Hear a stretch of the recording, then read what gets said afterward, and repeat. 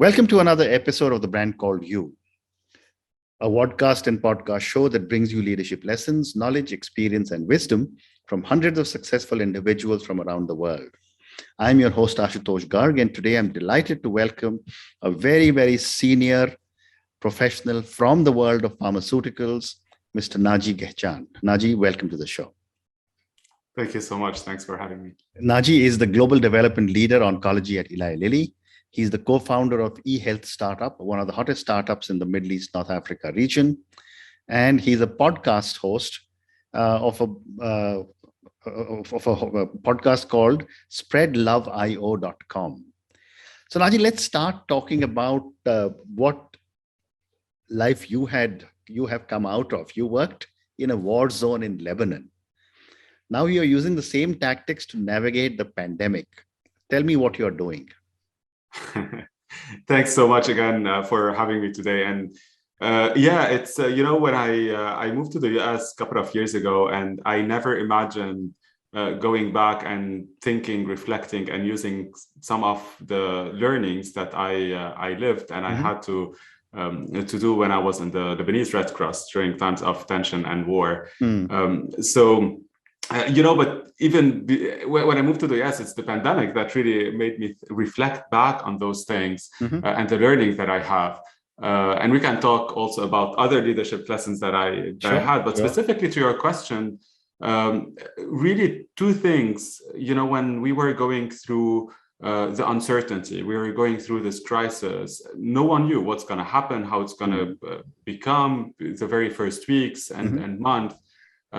So I went and I really was thinking, what did we do with our team? Why we were waking up, as in the Lebanese Red Cross during a moment of war, and how under stress and crisis we managed to do what we had to do, which is try to save people and rescue them.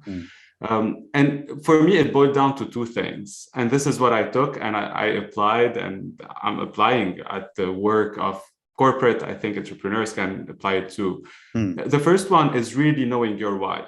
In moment of tension, there is so much noise, so much uncertainty that having a clear purpose, knowing why you are doing what you're doing is key.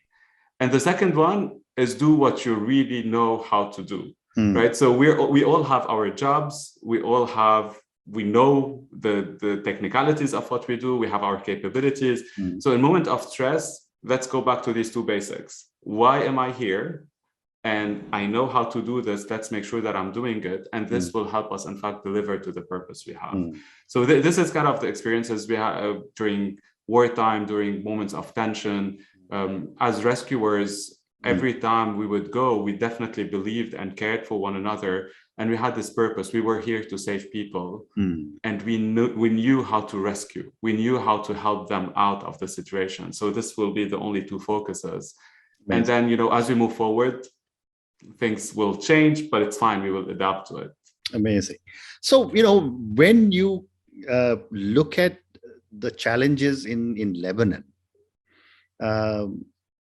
what have been some of your learnings from all the challenges as a leader? And how have you used these in the corporate world now that you're in America? Yeah, great question. For a long time, I think I didn't really reflect on those and thought of them as a leader. And it took me a while to kind of even personally understand why I didn't do it and why I never shared my story, for example. So I only shared it a couple of years ago. And now I share it because I hope every person has an amazing story to tell, right? And I encourage everyone to do it, not only mainly, in fact, for other people to be inspired and do it themselves and to grow. So this to tell you, I did not in the beginning reflect, but then there was this specific moment that I still remember. It was in 2007, in the June 13th. We got a call and we had to go immediately to a scene in Beirut. So I was the team leader at that time. We were 4 in the ambulance. We ran. We had our all the equipments on, We got there, a horrific scene. I'm not gonna describe the horror we saw. Yeah. But the key piece was I literally had fractions of seconds to decide for myself and to decide for my team. What do we do? Do we go? We save lives? Should we protect ourselves? There was a risk of another bomb. It was a terrorist attack, unfortunately, at that day. We looked at one another, and really in fractions of seconds we went in and we started to help and rescue as much as we can for several hours. So reflecting back to your question, what I brought with me, this moment in fact was so crucial, not only for my life and my career and the decisions that I made, but more thinking on moments of leadership and thinking about trust and thinking, why did I go in? Why did my team go in? And it took me, in fact, when I compare it to the corporate world, many times we talk about, we trust one another, we're going to do everything to be successful on helping patients or whatever industry we're in. But then when things go wrong, or where there's a tension, or when there's stress, right? What happens is not that, right? Like trust suddenly becomes, oh, well, maybe it's the other one. Maybe no, we start finger pointing, right? And it's always someone else's fault. Well, if we look at the word, this is exactly what everyone does, right? From politics to everything. And so for me, I started to think, what really brought us to go in and do what we had to do and risk our lives, literally, right? And there's no incentive, like we're just volunteers, right, doing this. So definitely the purpose, definitely the values, definitely the greater good, we can say. But really, as I thought about it, it took me to there's something beyond trust. And this is what I call love, right? So we can call it care, we can call, genuine care. I called it love because it's, for me, when I was going in, I knew that my people cared about me. They would be here if something would happen to me. They would be here for my parents, for my community. And they knew exactly the same. I would be here for them, for their parents, for their community. So this is where, in fact, one of the biggest learnings that I had during this time, and I brought it back with Spread Love in organizations, when I started to experimenting it, within my teams, and now with launching the podcast. And suddenly I'm starting to hear about so many amazing leaders who actually believe in this. Many are afraid to say the word love, but they love their people, they care about them to an extent where people feel safe to thrive, and they deliver better on their purpose and on the impact they can bring. Amazing. When you are faced with a life and death situation, and I'm sure when you're walking into these scenarios, it was dangerous. There is the standard fight or flight response, and a lot of people will run. What were your thoughts in your mind when you were confronted with a challenge where you could have gone into very, very serious problems? Risking your own life. It's a great question. I'm gonna give you two answers. The first one, it's definitely true. You are, and we're faced in situations where you just either stop, not do, or even leave. And I think as a leader, on this specific moment that I shared with you, I had someone in the team who could not go in. He couldn't. I think the key piece here is accepting this and not blaming, not saying, oh my God, like, no, you have this work, you need to do it. It's just accepting this vulnerability, accepting the fact that, sometimes it's just hard. Let's just accept that we cannot, and then we can discuss and move. So I think this is part, that as you were asking, it's true, sometimes we block, but it's okay if we help our people. It was a specific moment, etc. It's about caring, right? And then people can go back and do even better. The second piece about what we were thinking, when I think back, this is where I came to these two pieces, right? I think we were here to save people. So this power of purpose definitely makes us go in. And then this caring, loving culture, it helps us say, okay, if we go, yeah, bad things might happen, but I'm here to do this. I know how to do it, and people will be here for me. And maybe as I'm growing, there might be also this piece of just doing good. I don't know if as we grow, we get less crazy about doing these type of situations. But yeah, I think it's this purpose and the environment that you create and feeling that you can really help people at certain moments that bring this. Fascinating. And like this pandemic showed us again, healthcare providers being on the front end, right? So many physicians, and friends risking their lives to try and save others' lives. So amazing. So one more question relating to your experience in Lebanon and moving to the US. Did your experience in the challenges in Lebanon make you make you a bigger risk taker in the corporate world, or that you would now it doesn't really matter whether you were faced with any kind of challenge in the corporate world? Yeah, it's it's an interesting, I don't know if I would say risk taker. So there are two things that definitely beyond leadership, more personally, I think of or make me kind of behave or on the risk level a little bit different. I think risk is always relative, right? So for me, one of the things is change, and the risk related to change and taking this, I'm willing to change, I'm willing to do things. I think, it goes back to, I lived war when I was a kid. It was constant change for us. I still remember my dad used to say, every day is a bonus.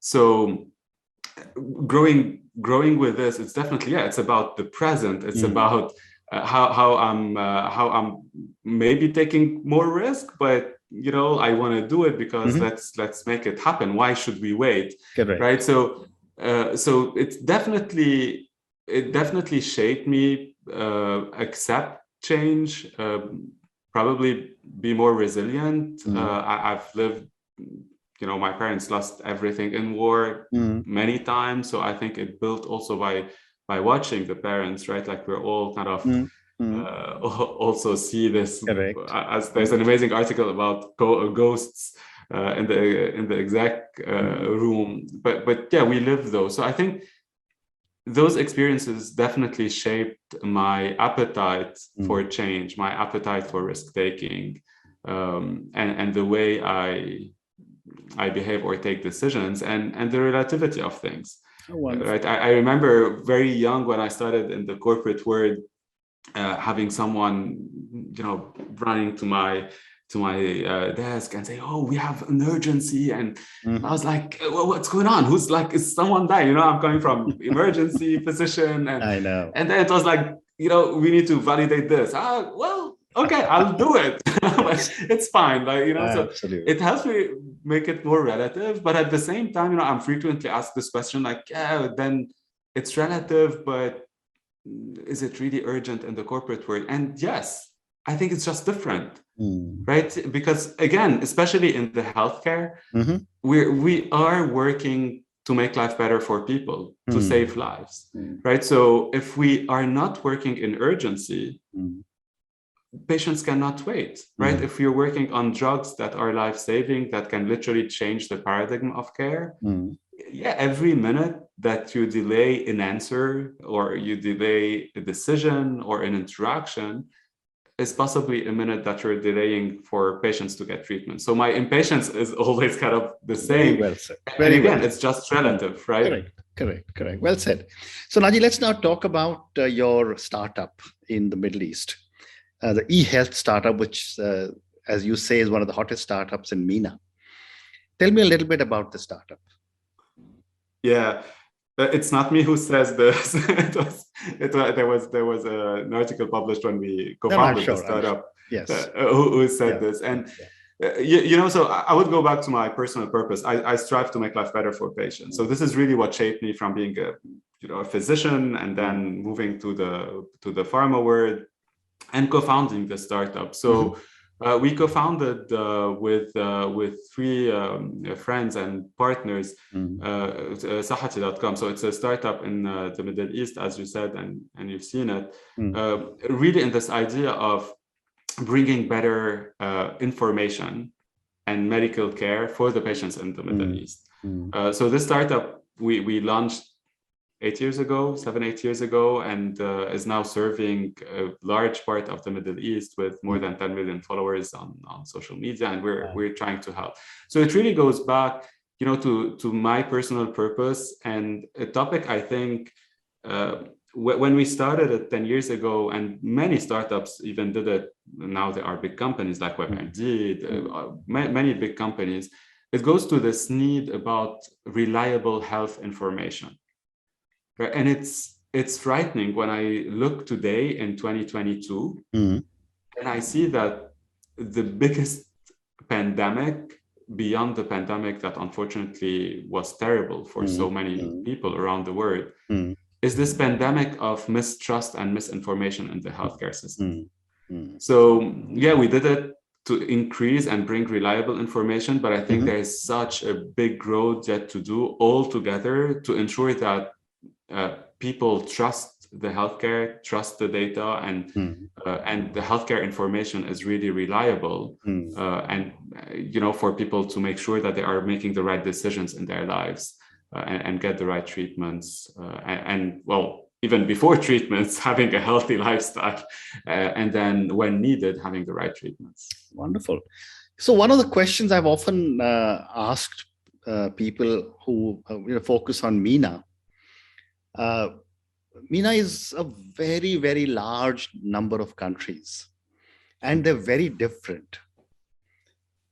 Your health startup, what is it doing that it can offer a proposition to so many different countries? Yes, so that's a really great point, and it's an opportunity and challenge sometimes, right? So the real opportunity and what we try to bring since the beginning is it's a platform that is in Arabic. So the health information is in Arabic, and Arabic is read similarly across the different countries. So this is why suddenly, from an opportunity standpoint, you are serving all the region once you start writing in Arabic.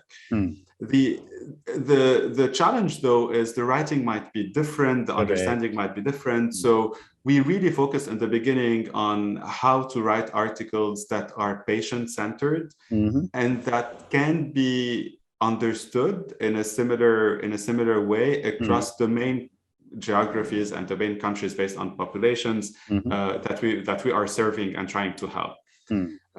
But then, if you dig a little bit more to your question, the challenge becomes you can serve those with medical information, but now with the other verticals that the company has, and definitely my partners are leading it now, so they can talk way better than me on it.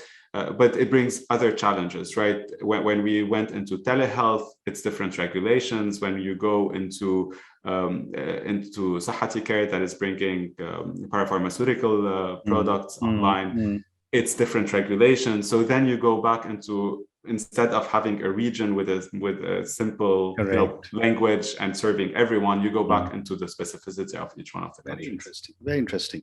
So Naji, I've got time to now talk to you about your podcast, which is spreadloveio.com. Tell me about your podcast, but before that, tell me, what is the meaning of Spread Love IO? What does IO stand for? Yeah, so it's IO is in organizations. So the podcast is Spread Love in Organizations, and our website, well, we have Spread Love in Organizations, but felt it's super long, so we have spreadloveio.com. So the podcast itself goes back to my experiments, the discussions that I had, the leadership that I believe in, which is this loving leadership. So we can call it servant leadership, genuine care. Like there's a lot of studies, a lot of research that has been done around this type of leadership. So I wanted to bring this idea and this movement to the world. And I feel we need it even more today than any time, with all that we're going, with all the mental health issues that we're facing, with isolation, etc. I think the impact of leaders sometimes is underestimated. Every interaction we can have with someone can literally change their life positively, or it can change their day negatively, and then the ripple effect on their families, communities, etc. And a lot of research have shown, right, the more we have this caring environment, the more people are willing to be themselves and to bring the best of themselves to deliver on the purpose and on the results ultimately for all the stakeholders. Right.